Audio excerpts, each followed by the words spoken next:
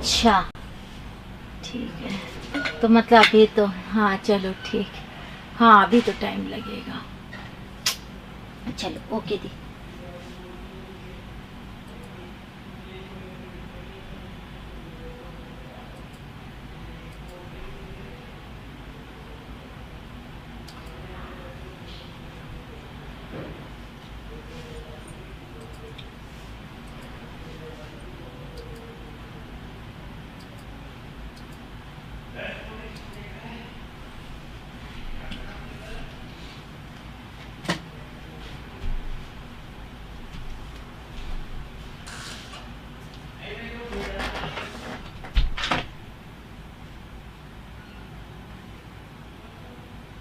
Hello, आप लोगों को आवाज आ रही है?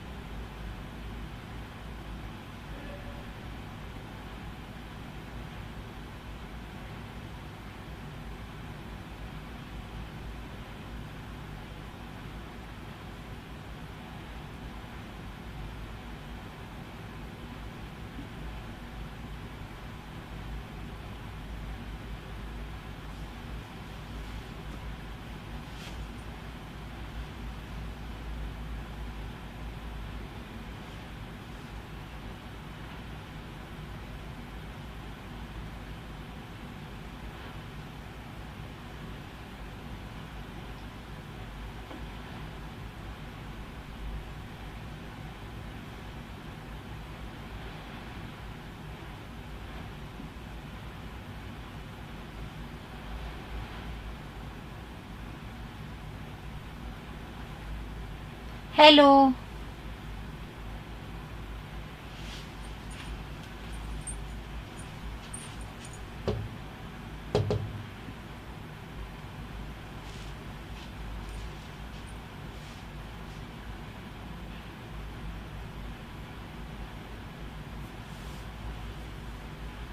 और कोई नहीं आया है? और भी नहीं तो ऐसे ही लिख करके भेज दिया करो, किसी को ज़्यादा नहीं लिखना आता तो पता तो चल जाए ना।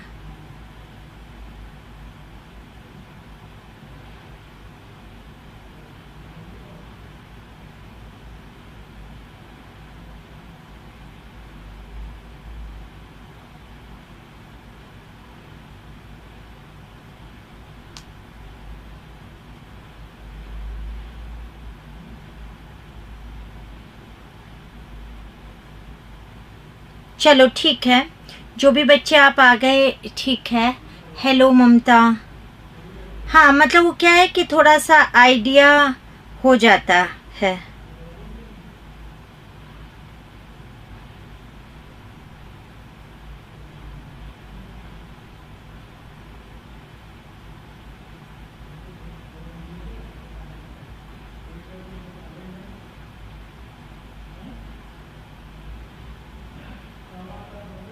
चलिए।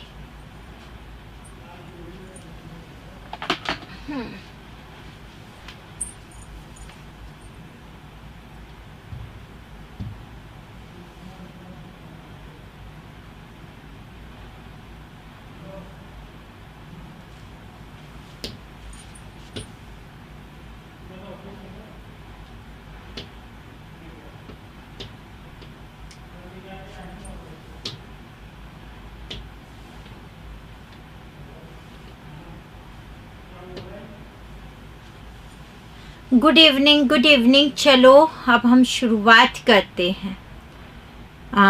बच्चों, व्याकरण की क्लास हमें पढ़नी है। हम लोगों ने परसों के दिन एक क्लास ली थी, अब हमारी व्याकरण की क्लास कंटिन्यू रहेगी, जिसमें हमने दो चीज़ों पर बात की थी। एक तो व्याकरण कहते किसे ये बताया था, जो आपके सामने ही है, और इसके बाद हमने दो नोट करके लिखे थे कि एक तो टुकड़ा किया हुआ रूप सर्वाधिक शुद्ध माना जाएगा, और एक धातु किसे कहते हैं, तो क्रिया के मूल रूप को हम क्या कहते हैं, धातु कहते हैं। ये दो चीज़ें मैंने आप लोगों को क्या की बताई। अब हम यहाँ से आगे कंटिन्यू करते हैं। सबसे महत्वपूर्ण चीज़ यहाँ से जो मुझे आप लोगों से पूछनी है वो क्या पूछनी है बच्चों, कि जो ये व्याकरण शब्द है, ये व्याकरण शब्द क्या होता है। ठीक है, अगर मैं बात करूँ ये व्याकरण शब्द पुल्लिंग है या ये शब्द स्त्रीलिंग है, इन दोनों में से ये शब्द क्या है, ये पुल्लिंग है या ये स्त्रीलिंग है। आप ऑप्शन देखें और अपना उत्तर चुन ले, 1 नंबर है या 2 नंबर, पुल्लिंग है या स्त्रीलिंग है, दोनों में से एक क्या है ये आपको चुनना है। आप देख लीजिए व्याकरण शब्द क्या है व्याकरण की दृष्टि से, पुल्लिंग है या स्त्रीलिंग है, इन दोनों में से एक आपको आंसर देना है।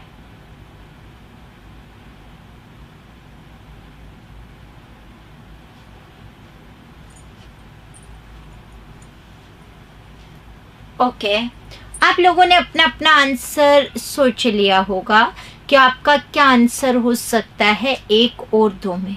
अगर आप मैसेज वैसे नहीं लिख सकते तो जैसे मैं कहती हूँ लिखा करो अपनी कॉपी में, जिससे अगर गलत हो तो हमेशा के लिए सही हो जाओ, है ना। तो इसका जो आंसर है वो बिल्कुल होगा पुल्लिंग, क्या नहीं होगा, स्त्रीलिंग। लेकिन आम जीवन में जो भी बच्चा पहली बार व्याकरण पढ़ रहा होगा वो तुरंत ऐसे कहते हैं व्याकरण पढ़ी, व्याकरण लिखी, और तुरंत वो किस पर जाते हैं, स्त्रीलिंग पर। कई बच्चे उभयलिंग भी सोचते हैं, जैसे किसी के भी पास संस्कृत वगैरह होगा तो वो सोचेगा। तो मैं बता दूं वो तो होगा नहीं, क्योंकि उभयलिंग हिंदी के अंतर्गत नहीं होता। अपने यहाँ या तो पुल्लिंग में ही होगा शब्द या किस में होगा, स्त्रीलिंग के अंतर्गत। और फिर भी अगर आप ध्यान से पढ़ते तो जरा यहाँ देखो, कल आप लोगों ने मतलब परसों के दिन जब अपने क्लास हुई तो आप लोगों ने ये चीजें पढ़ी। देखो यहाँ पर करने वाला आपने पढ़ा है, प्रत्येक वाला या वाली, तो वाला है तो मतलब पुल्लिंग है और वाली है तो मतलब स्त्रीलिंग है। ये देखो करता है ना कि करती है। ये देखो व्याकरण कहते हैं या व्याकरण कहलाती नहीं, कहलाता है। तो आप ही के पास 3 लाइनों में ही कितनी जगह लिखा हुआ है कि व्याकरण जो शब्द है ये पुल्लिंग जो शब्द है होता है, क्या नहीं होता, स्त्रीलिंग। तो हम यहीं पर तीसरा नोट मैं आपको यहाँ दिखवाऊंगी। तो एक तो आपको ये ध्यान रखना है व्याकरण शब्द हमेशा क्या होगा, पुल्लिंग। दूसरा बच्चों ग्रंथों के जो नाम हैं, ग्रंथों के नाम भी सदैव पुल्लिंग होते हैं। तो जो ग्रंथ के नाम आएंगे वो सदैव पुल्लिंग। जैसे वाक्य की शुद्धि में बात करूँ, वाल्मीकि ने रामायण लिखा या लिखी। अब बच्चे कहते हैं रामायण तो लिखी जाएगी, ऐसा कह देते हैं, वाक्य शुद्धि में बहुत बार आता है। तो ध्यान रखना जो भी ग्रंथों के नाम है वो सदैव पुल्लिंग होते हैं। हाँ, पुस्तक शब्द का प्रयोग स्त्रीलिंग में किया जाता है, जबकि व्याकरण शब्द का प्रयोग किस में किया जाता है, पुल्लिंग के अंतर्गत। अब यहाँ से आप एक चीज और देख सकते हो, वो क्या, तो वो देख लीजिए। अगर हम बात करें यहाँ, पहले मैं एक शब्द शुद्धि और लिख लेती हूँ, फिर मैं आपके लिए ये लिखूंगी।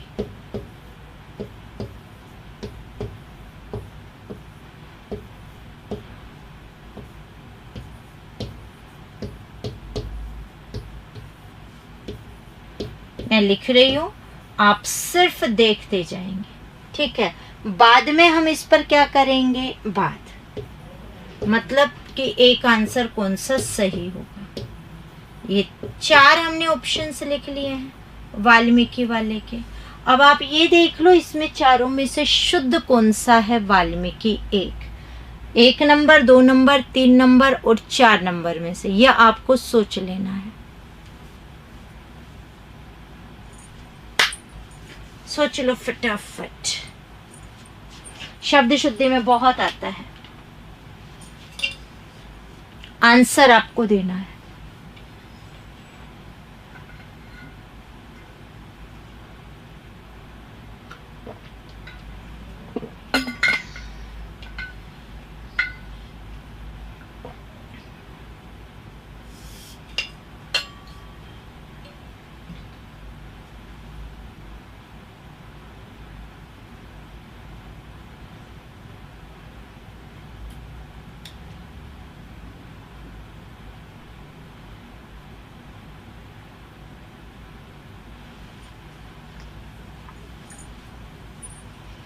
आप लोगों ने अपना अपना आंसर सोच लिया है। एक आंसर क्या होगा? बहुत से बच्चों को लगता है आधे वर्ण की इधर से मात्राएं, कुछ सोचते हैं इधर से, अब पता नहीं क्या एक रूप आएगा। तो मैं आपको बता देती हूँ पहली चीज़ तो हाँ, ये सही है कि लगभग वर्णों में आधे वर्ण के इधर से मात्रा होती है, लेकिन ये चीज़ 100% सही नहीं है। अगर हम वाल्मीकि की बात करें तो वो 4 नंबर वाला क्या होता है? शुद्ध होता है। तो वाल्मीकि ने रामायण लिखी नहीं, वाल्मीकि ने रामायण लिखा। और पुस्तक शब्द का प्रयोग क्या होता है? स्त्रीलिंग में, जैसे वाल्मीकि ने पुस्तक लिखी। अब कई बच्चे क्या कहते हैं, मान लो मैम आ जाए वाल्मीकि ने रामायण नामक पुस्तक लिखी तो बच्चों जैसे ही रामायण के आगे आपने पुस्तक शब्द लगाया, पुस्तक शब्द लगते के साथ वहां पर वो क्या बन गया? स्त्रीलिंग, क्योंकि पुस्तक शब्द का प्रयोग स्त्रीलिंग में है। अगर पुस्तक शब्द नहीं है तो रामायण लिखा जाएगा, तब यही रूप रहेगा। तो एक बार हम 3rd पॉइंट में लिख देते हैं। व्याकरण शब्द, ये तीसरा नोट है हमारा, 2 लिख लिए थे। व्याकरण शब्द तथा ग्रंथों के नाम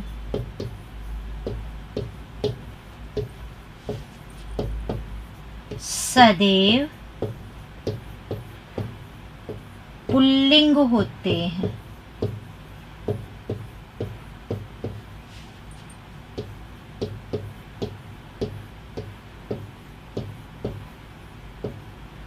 जबकि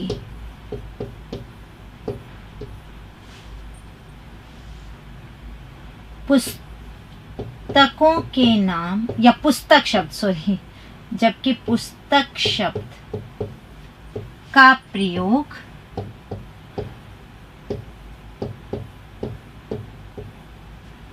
स्त्रीलिंग में किया जाता है।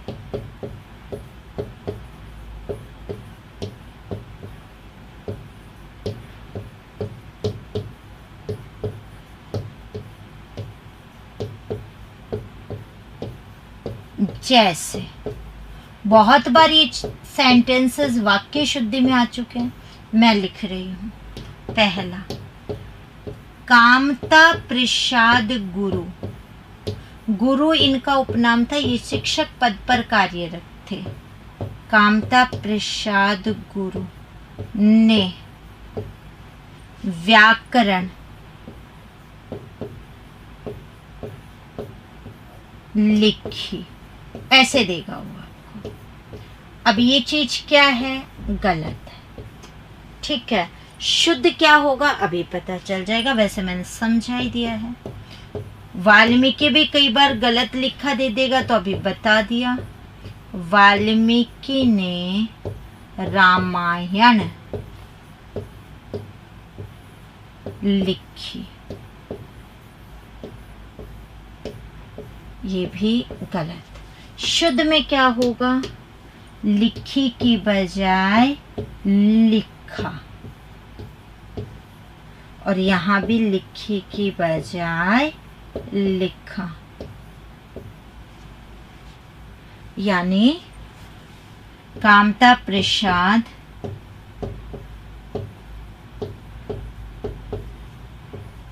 गुरु ने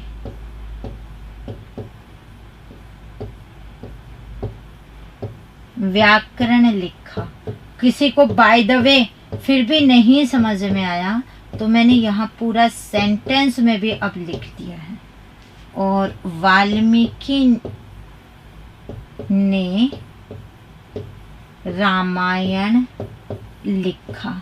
अच्छा, कई बच्चे एक चीज और पूछते हैं, मैम मान लो रामायण की बजाय गीता आ गया तो भी कोई फर्क नहीं पड़ेगा, गीता का उपदेश सुनाया ही था, लेकिन आपको कंफ्यूजन रहता है इसलिए आप पूछना जरूर चाहते हैं। तो वो मैंने आपको बता दिया कि कोई भी फर्क नहीं पड़ने वाला है वो वहाँ से, ठीक है।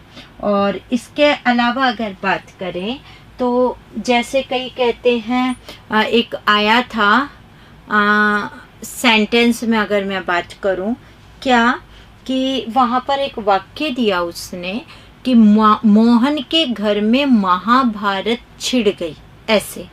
अब महाभारत का तो युद्ध है, युद्ध तो होगा यानी छिड़ेगा, तो शुद्ध होना था मोहन के घर में महाभारत छिड़ गया। तो ध्यान रखना, कभी भी लड़के और लड़कियों के नाम से तो लिंग निर्धारण होगा ही नहीं, अदरवाइज तो कमलेश लड़के का नाम भी लड़की का नाम, फिर बड़ा कंफ्यूजन होगा आपको। बस आपको इतना ध्यान रख लेना है, सिर्फ एक बात गांठ बांध कर ध्यान रखनी है, वो क्या कि कभी भी आपको ये चीज़ें ऐसी मतलब फील हो सकती हैं, बट वो करनी नहीं है कि गीता महाभारत ये किस में आएंगे। तो वो बिल्कुल, अगर पुस्तक का नाम है तो वो किस में ही है, पुल्लिंग के अंतर्गत है। और लड़के लड़कियों के नाम से लिंग निर्धारण नहीं होगा। फिर कैसे होगा? सेम शब्द जैसे राजेश है, कमलेश है, मैंने कहा दोनों के नाम हो जाते हैं, नरेश वगैरह है, फिर ये कैसे क्लियर होगा? तो जहाँ आएगा आपको अपने आप पता चल जाएगा, ठीक है। अब ये तो हमारे नोट हुए, अब हम आगे की बात करते हैं। बच्चों, हमारा जो व्याकरण है, ये व्याकरण आखिर कुल कितने भागों में बटा हुआ है? अब बात ये आती है, व्याकरण कुल कितने भागों में बटा हुआ है? तो मैं आपको बता दूं, कई बच्चे कहते हैं हमें तो ये पता ही नहीं है। अरे सबको पता है। बच्चा जब पहली क्लास में जाता है तो आपको बहुत अच्छे से पता है, हिंदी में हम सबसे पहले क्या सिखाते हैं? ए आ, ये सिखाते हैं ना, यानी स्वर। तो स्वर हो गया, इसका मतलब वर्ण विचार हो गया। स्वर किस में आते हैं? वर्णों में। स्वर के बाद क्या सिखाते हैं? शब्द। याद होगा, कै धन मैं धन लय और शब्द बन गया कमल, तो शब्द। और शब्द के बाद हम सिखाते हैं वाक्य, जैसे राम चल घर चल, ऐसे क्या बनेंगे? वाक्य। तो एक वर्ण विचार, एक शब्द विचार और एक वाक्य विचार, ये आपके क्या रहेंगे? 3 रूप रहेंगे। तो मैं एक बार यहाँ लिख देती हूँ, व्याकरण कुल 3 भागों या 3 विचारों में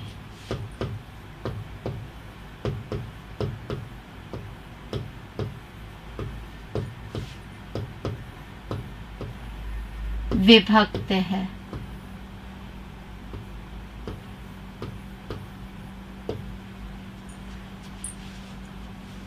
देखो कौन कौन से 3 विचार हैं? पहला वर्ण विचार, दूसरा शब्द विचार और तीसरा वाक्य विचार।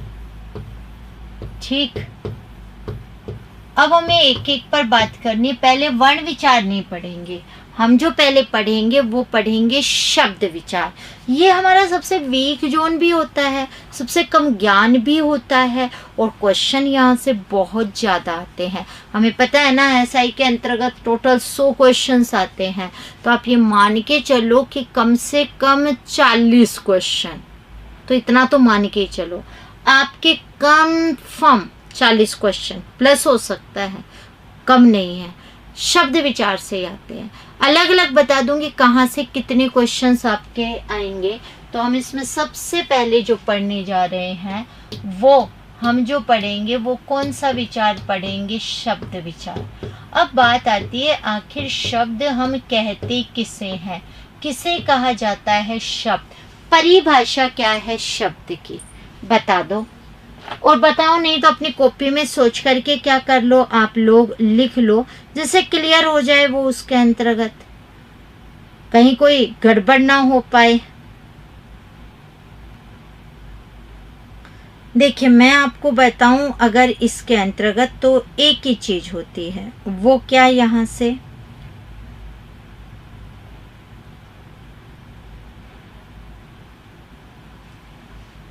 तो मैं आपको बताती हूँ इसके अंतर्गत, इस शब्द विचार के अंतर्गत किसे कहते हैं शब्द। तो देखो कई बच्चे जो सबसे पहला आंसर देते हैं वो क्या, कि मैम 2 वर्णों के मेल को शब्द कहते हैं। ये फर्स्ट आंसर आता है, क्या? 2 वर्णों का मेल, कि 2 वर्णों के मेल को कहते हैं। जैसे बच्चा ये लिखता है दो वर्णों के मेल को शब्द कहते हैं, तो बच्चों मैं वहां उदाहरण लिखती हूँ, जैसे, और फिर पूछती हूँ ये शब्द हैं क्या, ये तो 4 वर्ण हैं, और तो बच्चा कहता है नहीं। फिर बच्चा कहता है मैम एक्चुअली उसका अर्थ निकलना चाहिए। तो कई बच्चे क्या बोलते हैं कि मैम 2 या 2 से अधिक, मतलब पूरा लिखोगे तो 2 या 2 से अधिक,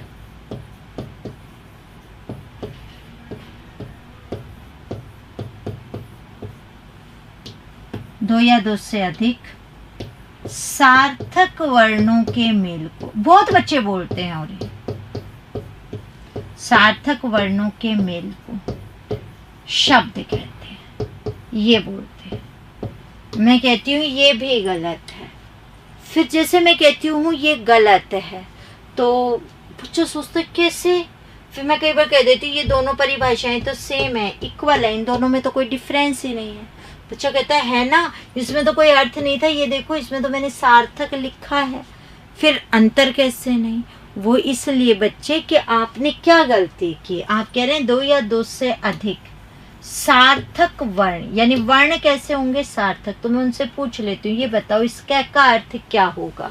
तो कई बच्चे कहते हैं, सोच लेते हैं, या क्या का अर्थ कबूतर, क्या का अर्थ कमला, क्या का अर्थ कबड्डी। मैं कहती हूँ अच्छा ख का तो खरगोश, खंबा, खड्डा, ऐसे हो सकता है। फिर तो यानी अगर आप ख का अर्थ खरगोश लोगे तो मैं खंबा, खड्डा कुछ भी बता सकती हूँ। आप क का अर्थ कबूतर लोगे तो मैं कमला, कबड्डी फिर कुछ भी बता सकती हूँ। इसका मतलब कोई एक अर्थ थोड़ी है, ये इन वर्णों का अर्थ नहीं है, ये तो इन वर्णों से शुरू होने वाले शब्द हैं। फिर आपको लगता है हाँ बात तो सही है। तो एक्चुअली ये सार्थक तो आता है, लेकिन ये आता है वर्णों के बाद, यानी ये शुद्ध होता है 2 या 2 से अधिक वर्णों के सार्थक मेल को हम क्या कहते हैं शब्द। यानी वर्णों का जो मेल होगा वो कैसा होना चाहिए सार्थक, उसे हम क्या कहेंगे शब्द कहेंगे। ठीक है, तो वर्णों के बाद आना चाहिए सार्थक की परिभाषा बहुत बार दे देता है और वर्ण के पहले लिख देता है सार्थक, और आपको गलती का पता ही नहीं चल पाता। तो सार्थक शब्द वर्ण के कहाँ आना चाहिए बाद में। तो एक परिभाषा और सुनो, बच्चा कहता है कि मैम आ जाए एक या एकाधिक, एकाधिक यानी एक से अधिक, कि एक या एकाधिक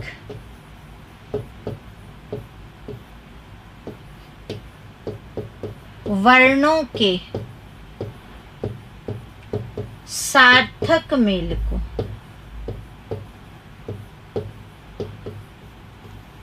एक या एकाधिक वर्णों के सार्थक मेल को शब्द कहते हैं।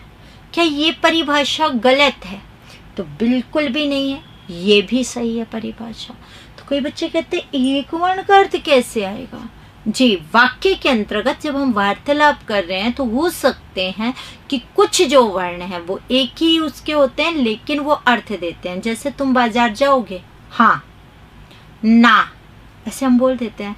माँ तो हाँ ना माँ, अब एक ही तो वर्ण के हैं, तो गिने चुने हैं, आप ये कह सकते हो, कोई विशेष नहीं है। लेकिन हो तो सकता ही है एक वर्ण का भी अर्थ।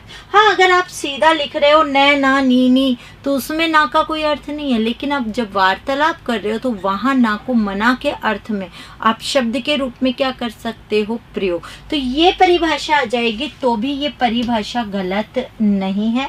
एक या एकाधिक भी हो सकता है और 2 या 2 से अधिक भी हो सकता है, बट वर्णों का क्या होगा सार्थक मेल होगा। तो ये मैंने आपको परिभाषा समझाई है शब्द की। आई होप आपको क्लियर हो चुका होगा बहुत अच्छे से। अब हम इसे लिख लेते हैं। शब्द की परिभाषा दोनों ही लिख रही हूं। पहले ये आएगी एक या एकाधिक, एकाधिक मतलब एक से अधिक वर्णों के सार्थक मेल को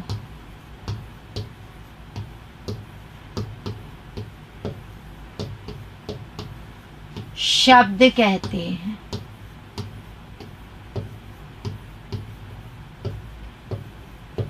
अथवा दो या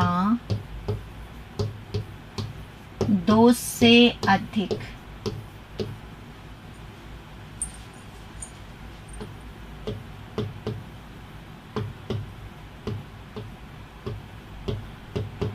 वर्णों के सार्थक मेल को शब्द कहते हैं।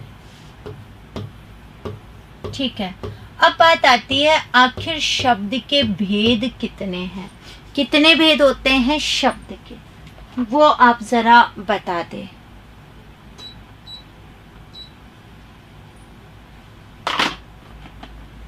हाँ, जयकार जन्म लेने वाला निकल आया, इसके साथ जुड़ा तो अर्थ दे रहा है एक ही वर्ण, जयकार जन्म लेने वाला, बट अकेले जयकार नहीं हो पाता।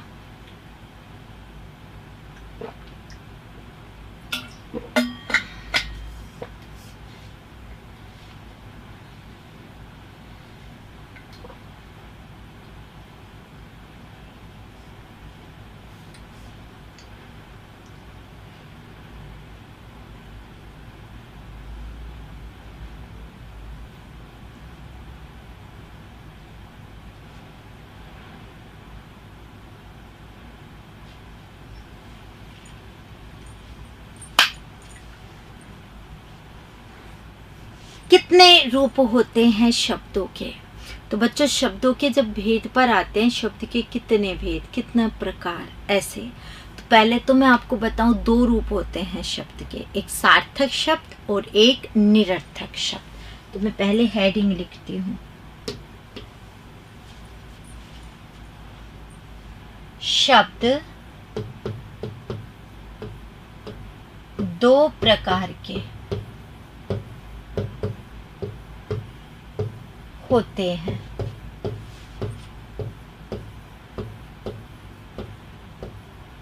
पहला सार्थक शब्द और दूसरा निरर्थक शब्द।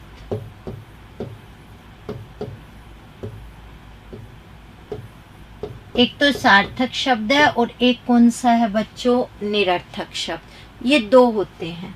जरा यहाँ पर बात करो, एक सार्थक और एक क्या मैंने बोला है, निरर्थक। आपको समझना है। सबसे पहली चीज, सार्थक शब्द मिलकर बना से, धन, अर्थ, धन, कै के योग से उपसर्ग है, संधि भी है। अगर आप अर्थ के आगे देख रहे हो तो दीर्घ संधि भी है। से उपसर्ग है बच्चों, से का अर्थ होता है सहित। अर्थ यानी अर्थ के वाला, अर्थ के सहित वाला रूप क्या कहलाया, सार्थक। निरर्थक की बात करोगे तो टुकड़ा होगा निर, निर में रे आधा और ए बाद में, अर्थ और धन कै। निर का अर्थ है रहित,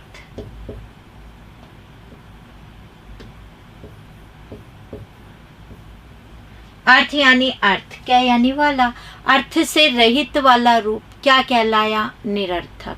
यानी अगर मैं बात करूं, जिन शब्दों के अर्थ होते हैं वो सार्थक और जिनके अर्थ नहीं होते हैं वो शब्द क्या हो गए, निरर्थक। अब बात ये आती है कि जब निरर्थक का, एक तो कई बच्चे दिमाग में लगाते हैं, जब कोई अर्थ ही नहीं होता तो इसे पढ़ने की जरूरत ही कैसे है। मैम ने तो कहा था ना, जिसका अर्थ होगा वही शब्द होगा, फिर ये कैसे भेद में आया। तो इसका आंसर तो मैं आपको अभी कुछ समय बाद दूंगी, लेकिन उससे पहले आप यहाँ ध्यान दो। सब पहली चीज ये कि क्या हम दैनिक जीवन में इन शब्दों का प्रयोग करते हैं या नहीं। तो बच्चों, मैं आपको बता दूं, आप जितने भी विद्यार्थी हैं या जितने भी हम XYZ बात करें, केवल वो नहीं जो आप क्लास ले रहे हो, कोई भी हो, हर कोई निरर्थक शब्द का क्या करता है, प्रयोग।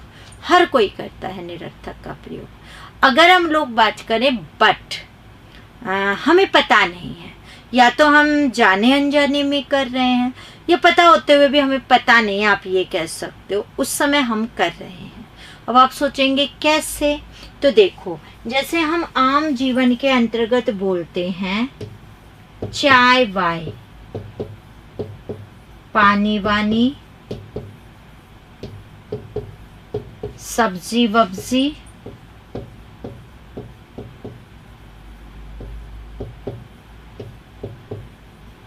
रोटी वोटी,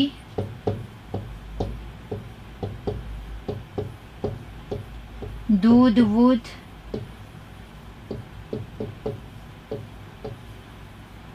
ऐसे। अगर हम लोग बात करें, मैंने आपको जो यहाँ बोला, जैसे आप कहते हैं मम्मी चाय वाय बना ली क्या, अर्थ समझ में आ जाएगा। मम्मी चाय बना ली क्या, अर्थ समझ में आ जाएगा। मम्मी वाय बना ली क्या, वाय का कोई अर्थ नहीं, यानी वाय निरर्थक है। मित्र से कहते हो अरे यार चाय वाय ना सही, पानी वानी तो पिला दे, तो ये वाणी शब्द है निरर्थक, और पानी शब्द क्या है, सार्थक। जैसे आप कहते हैं सब्जी वब्जी ले आ कुछ जा करके, वब्जी का अर्थ नहीं है, सब्जी का है। वोटी का कोई अर्थ नहीं, कई कहते वोटी तो होता है ना पत्नी, भाई वो बोटी होता है, वो पंजाबी भाषा, हम तो हिंदी भाषा की बात कर रहे हैं, तो ये है नहीं। वोटी शब्द निरर्थक और रोटी शब्द सार्थक। दूध सार्थक और वूद शब्द क्या हो गया, निरर्थक। पढ़ाई सार्थक, वढ़ाई, पढ़ाई वढ़ाई कर ली क्या, तो पढ़ाई तो सार्थक हो ही गया, और वढ़ाई शब्द क्या हो गया, निरर्थक हो गया। ठीक है, तो वही है। छोले बोले, तो बोले, छोले सार्थक हो गया, छोले बोले क्या हो गया। आलू वालू बोल देते हैं कई, मतलब दुनिया भर के हैं, कोई एक रूप नहीं है, खूब आपको मिल जाएगा। कई रोटी वोटी के बजाय रोटी शोटी खा ली क्या, कई ऐसे भी बोल देते हैं आप लोग। तो कहने का मतलब है हम यूज तो कर रहे हैं, लेकिन अकेला नहीं हो रहा। निरर्थक शब्द यूज हमेशा किसके साथ हो रहा है, आप पाएंगे सार्थक के साथ। दूसरी बात, कोई बच्चे दिमाग लगा लेते हैं, अच्छा सार्थक पहले होता है इसका मतलब निरर्थक बाद में, ऐसा भी नहीं है। जैसे हम कहते हैं मोहन का कोई अता पता नहीं है। अब अगर हम बात करें, अता शब्द निरर्थक है और पता शब्द क्या हो गया है, सार्थक।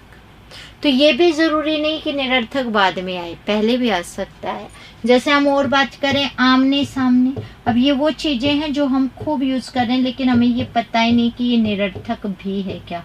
अब सामने होता है, आप कहते हैं आमने सामने बैठकर बात करेंगे समझ में आ जाएगा, सामने बैठकर बात करेंगे समझ में आ जाएगा, आमने बैठकर बात करेंगे, आमने का कोई भी क्या नहीं है, अर्थ नहीं है।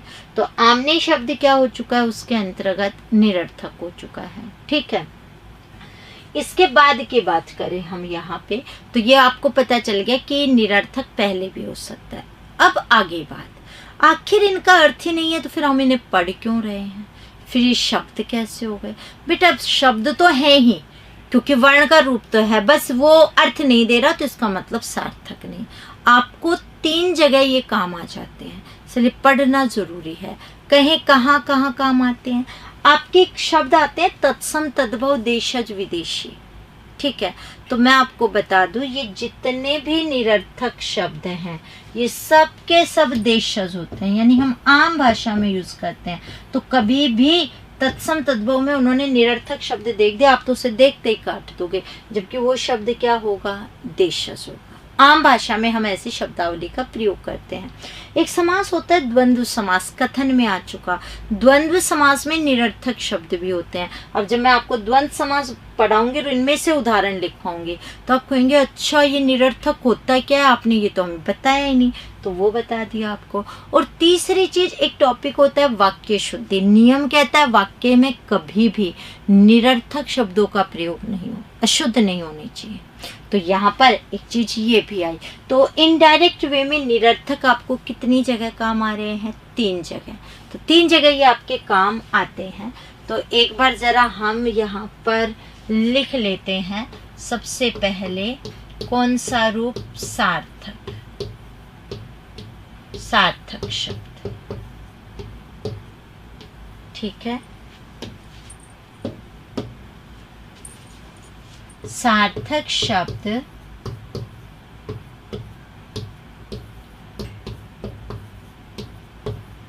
से धन अर्थ धन क, के योग से बना है।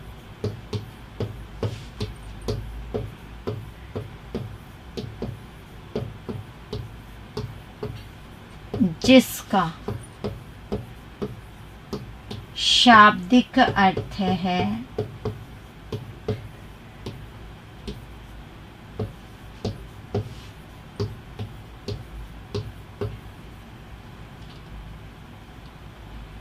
अर्थ के सहित।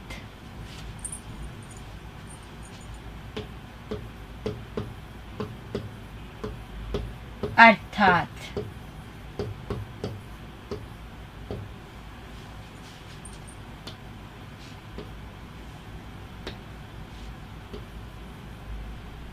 जिन शब्दों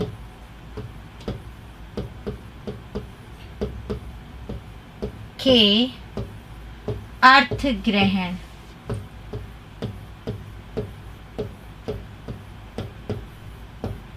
किए जाते हैं उन्हें सार्थक शब्द कहते हैं।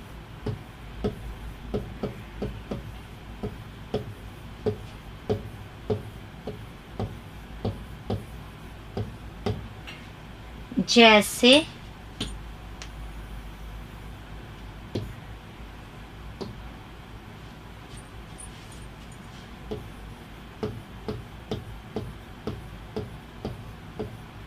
चाय, पानी, पढ़ाई, सब्जी। वैसे ही तो उदाहरण कोई भी आ सकता है।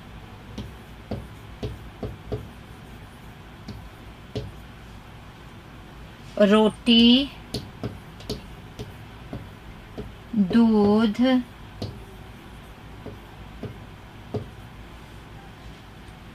पता,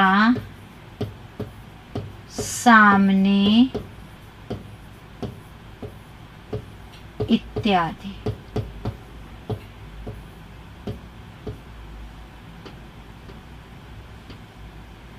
अब आ गया हमारा ख पॉइंट, निरर्थक शब्द।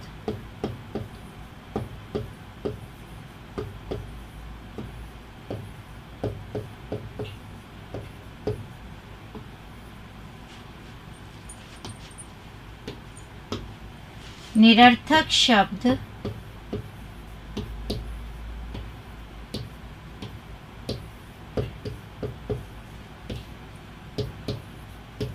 निर्धन, अर्थ, धन, के योग से बना है।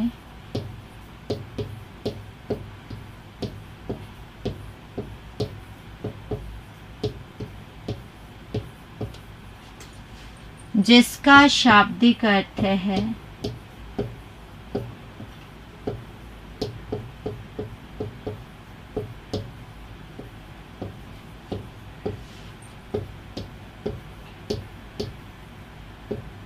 अर्थ से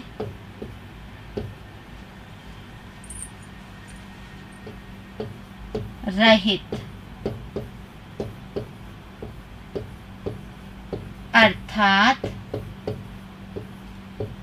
जिन शब्दों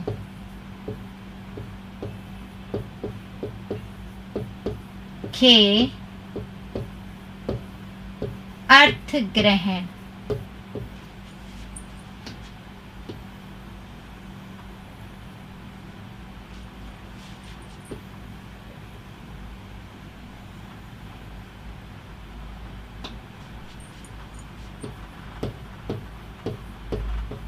नहीं किए जाते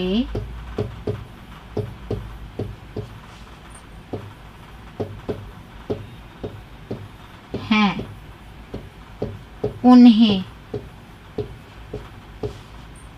निरर्थक शब्द कहते हैं।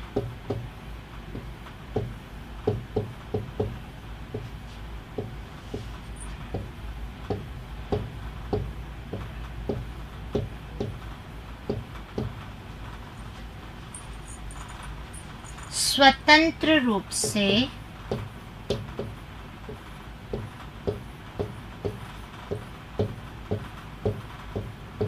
इन शब्दों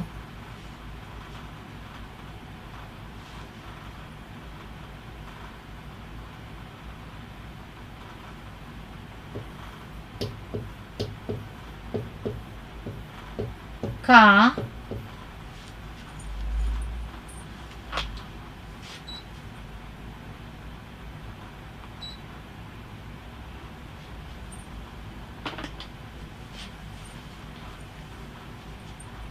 स्वतंत्र रूप से इन शब्दों का कोई अर्थ नहीं होता, कोई अर्थ नहीं होता है। ये शब्द सार्थक शब्दों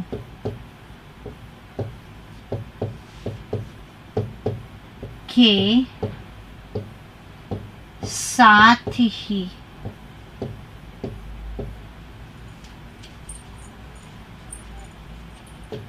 प्रयोग में लिए जाते हैं।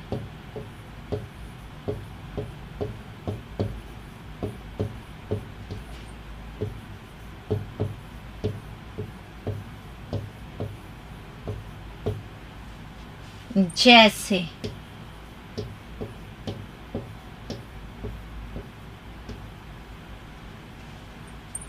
वाय, वाणी,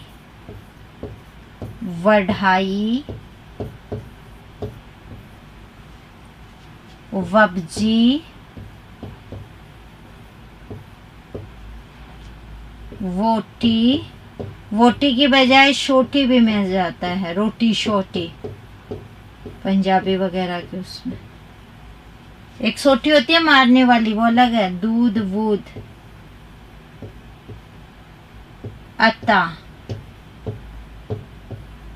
आमने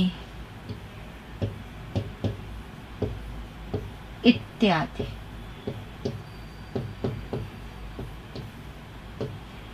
निरर्थक शब्द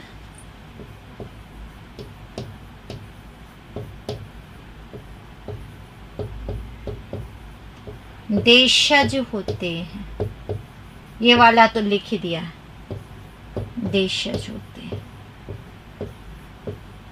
ठीक है, अब ये हमने पढ़ लिया हमारे शब्द के भेद, एक सार्थक और एक निरर्थक। अब हम एक डायग्राम पढ़ेंगे जहां से क्वेश्चन आप मान के चलिएगा आएंगे ही आएंगे, आपके 100% ही आएंगे, इवन हर एग्जाम में होते हैं। वो डायग्राम क्या है बात करते हैं। हमारा रूप यहाँ आएगा सार्थक शब्दों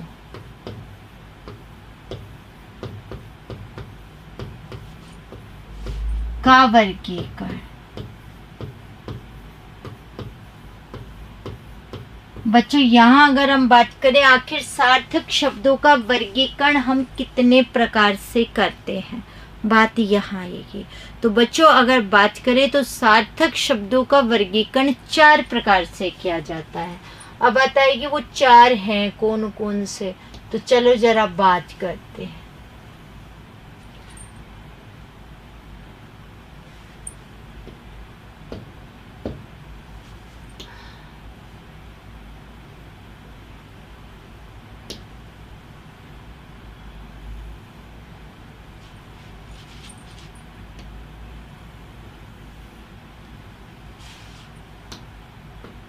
चलिए, सार्थक शब्दों का वर्गीकरण 4 प्रकार से कैसे।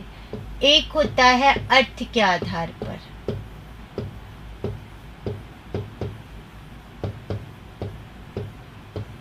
एक तो होते हैं अर्थ के आधार पर शब्द, ठीक है।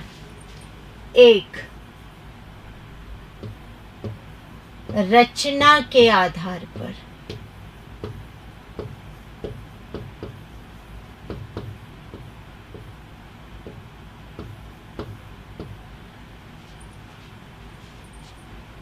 एक उत्पत्ति के आधार पर,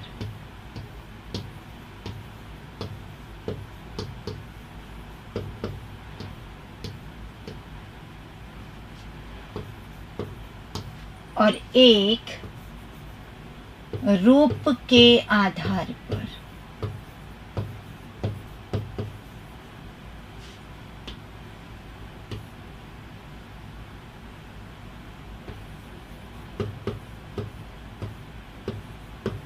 ये 4 प्रकार से होते हैं। तो बात आती है कि बताओ अर्थ के आधार पर शब्द कितने प्रकार के, रचना के आधार पर कितने, उत्पत्ति के आधार पर कितने और रूप के आधार पर कितने। तो आप पहले अर्थ के आधार पर बताइए कितने प्रकार के शब्द होते हैं।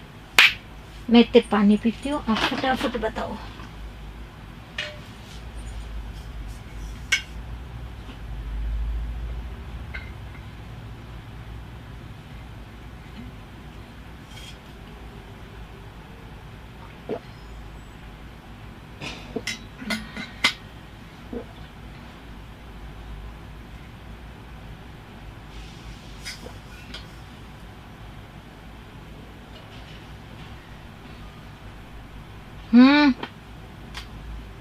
कोई आंसर आप लोगों का?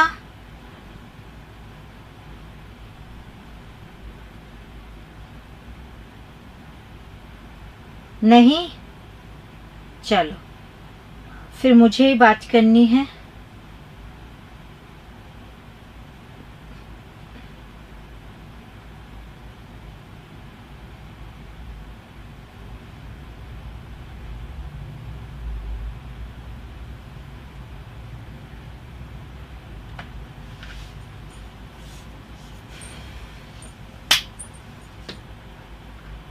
देखो अर्थ के आधार पर कितने प्रकार के, काफी बच्चे कहते हैं 8 प्रकार के, कुछ बच्चे कहते हैं 4 प्रकार के, कुछ बच्चे कहते हैं 6 प्रकार के, ऐसे। तो मैं आपको यहाँ बता देती हूँ। काफ़ी बच्चों से जब मैं पूछ रही होती हूँ रचना के आधार पर तो आंसर तो 3 दे देते हैं, लेकिन वो वहाँ पर मुझे बता देते हैं सरल संयुक्त मिश्र। सरल संयुक्त मिश्र 3 प्रकार के ही होते हैं और रचना के आधार पर ही होते हैं, लेकिन शब्द नहीं, वो वाक्य होते हैं। वैसे ही अर्थ के आधार पर भी वाक्य होते हैं जो 8 प्रकार के होते हैं। निषेधात्मक वाक्य या कहीं हम लोग विस्मयादि बोधक वाक्य, संकेतार्थक वाक्य। तो आप यहाँ ध्यान रखिएगा, मैं यहाँ पर आप लोगों से वाक्य नहीं शब्द पूछ रही हूँ। माध्यमिक शिक्षा बोर्ड की किताब में यहाँ भी गड़बड़ है। क्या है वो पता चल जाएगा। तो 6 रूप नहीं 4 रूप, वहाँ 6 लिखा हुआ मिल जाता है आपको, तो मैं आपको बता देती हूँ 4 रूप यहाँ पर होते हैं। वहाँ पर कई जगह तो अगर आप वर्तमान की देखेंगे तो वहाँ भी 8 रूप भी आपको मिल जाते हैं, लेकिन वो सब कैसे हैं वो पता चल जाएगा। बाकी भेद कितने हैं 4, वहाँ 8 कौन से हैं, कैसे वो अलग नहीं है, वो मैं अभी आपको बता दूंगी। तो अर्थ के आधार पर 4 प्रकार के वाक्य होते हैं। एक होता है एकार्थी, ठीक है, एक होता है अनेकार्थी, एक होता है विलोम जिसे हम बोलते हैं विपरीतार्थी, एक होता है पर्यायवाची जिसे समानार्थी बोलते हो आप लोग। ये 4, ठीक है। 2 इसके अलावा आपको पढ़ने होते हैं। एक पढ़ना होता है शब्द युग्म और एक पढ़ना होता है वाक्यांश के लिए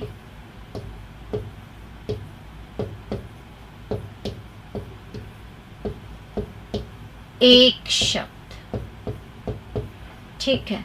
फिर ये अब यहाँ पर देखो, पहला ही प्रश्न बच्चा पूछता है मैम अर्थ के आधार पर शब्द पूछे कितने प्रकार के। एक ऑप्शन में 4 दे दे, एक में 6, तो उत्तर क्या करें। तो मैंने अभी बताया 4।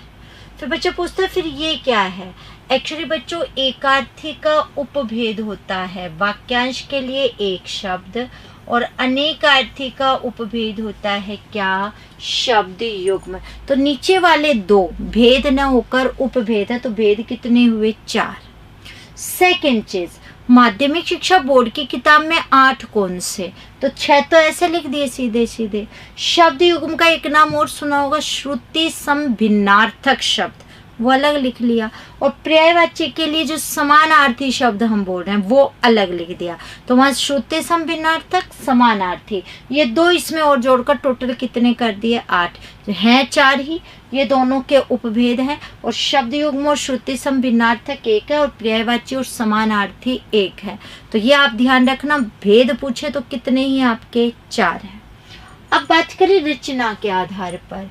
रचना के आधार पर बात करें तो 3 प्रकार के हैं। ये तो केवल कहूँ तो 3rd ग्रेड रीट के सिलेबस में होते हैं, बाकी कहीं नहीं है। एक रूढ़, एक यौगिक और एक योग रूढ़, ये 3 क्या होते हैं इसके भेद, रूढ़, यौगिक, योग रूढ़। उत्पत्ति के आधार पर बात करूं तो 4 प्रकार के होते हैं, तत्सम, तद्भव, देशज, विदेशी, या विदेशज भी लिखा मिल जाएगा। 4। तो कई बात बच्चे क्या कहते हैं 4 थोड़ी ना है, हमने तो एक और पढ़ा है संकर शब्द, 5 करने की बताते हैं वो तो संकर शब्द। और कई कहते हैं नहीं हमने तो 6 ही पढ़े, इसमें एक हमने और पढ़ा है अनुकरणात्मक शब्द।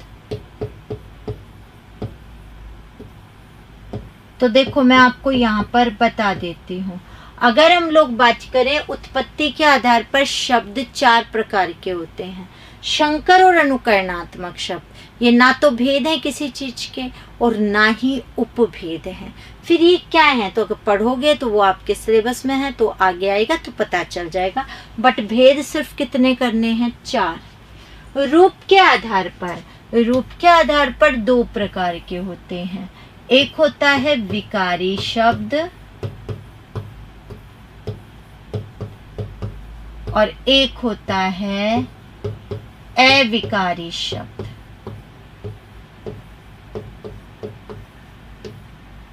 ठीक है, एक विकारी और एक कौन सा हो गया अविकारी। अब यहाँ पर हम लोगों को बात करनी है।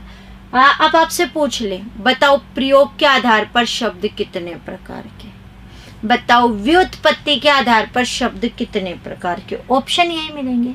इतिहास के आधार पर शब्द कितने प्रकार के, बनावट के आधार पर कितने प्रकार के, स्रोत के आधार पर शब्द कितने प्रकार के। और बच्चा टोटली कंफ्यूज हो जाता है। व्युत्पत्ति तो वो फिर भी बता देता है, क्योंकि उत्पत्ति और व्युत्पत्ति उसे दोनों सेम लगते हैं, जो होते क्या है दोनों अलग अलग। तो एक्चुअली आपने सुना होगा ना, प्रश्न बदल गया, यानी लैंग्वेज बदल गई प्रश्न की, बट उत्तर वो का वो रहा। सेम चीज यहाँ है। ये जो रचना है इसी को ही हम बोलते हैं व्युत्पत्ति, यही व्युत्पत्ति है। ठीक है, और इसी को हम बोलते हैं बनावट। तो रचना के आधार पर, बनावट के आधार पर और व्युत्पत्ति के आधार पर शब्द कितने प्रकार के होते हैं 3। उत्पत्ति यहाँ है, इतिहास भी यहाँ है और स्रोत भी यहाँ है। तो इतिहास, स्रोत और उत्पत्ति के आधार पर शब्द कितने प्रकार के होंगे 4। और रूप के साथ साथ प्रयोग यहाँ है, तो रूप और प्रयोग के आधार पर शब्द कितने प्रकार के 2। अब बच्चा कहता है उत्पत्ति और व्युत्पत्ति में डिफरेंस क्या है, अंतर क्या है, वो नहीं पता हमें, तो वो मैं आपको बता देती हूँ। सामान्य अर्थ में तो उत्पत्ति जन्म हो ही जाता है, बट यहाँ वो चीज नहीं है। उत्पत्ति का यहाँ अर्थ है कहाँ से, शब्द आया कहाँ से है, वह है उत्पत्ति। और व्युत्पत्ति का अर्थ निकल जाता है कैसे, शब्द बना कैसे है, उपसर्ग के योग से, प्रत्यय के योग से, समास, संधि या किसी के भी रूप से नहीं, वो हो जाता है कैसे। तो व्युत्पत्ति का अर्थ कैसे और उत्पत्ति का अर्थ क्या हो गया कहाँ से। तो कहाँ से और कैसे, ये इसका शाब्दिक अर्थ। तो बता चुकी हूँ कहाँ पर क्या क्या आपके उत्तर आएंगे, क्या क्या रूप आएगा। इसके बाद हम इन्हीं चीजों को अब आगे कंटिन्यू करेंगे। सबसे पहले हम रूप या प्रयोग के आधार पर ही शब्द इसमें पढ़ना क्या करेंगे शुरू, जो है विकारी अविकारी। तो कल आप संज्ञा वगैरह टॉपिक क्या करके आ सकते हैं, पढ़कर आ सकते हैं। तो अपना ध्यान रखिएगा। राम राम सा। आज हम यहीं पर कंप्लीट करेंगे इसे, क्योंकि आगे की चीज हो नहीं पाएगी। तो वो हम करेंगे नेक्स्ट क्लास में। तो विकारी या विकारी से हम शुरुआत करेंगे, तो आप पढ़कर आ सकते हैं उसे, ठीक है।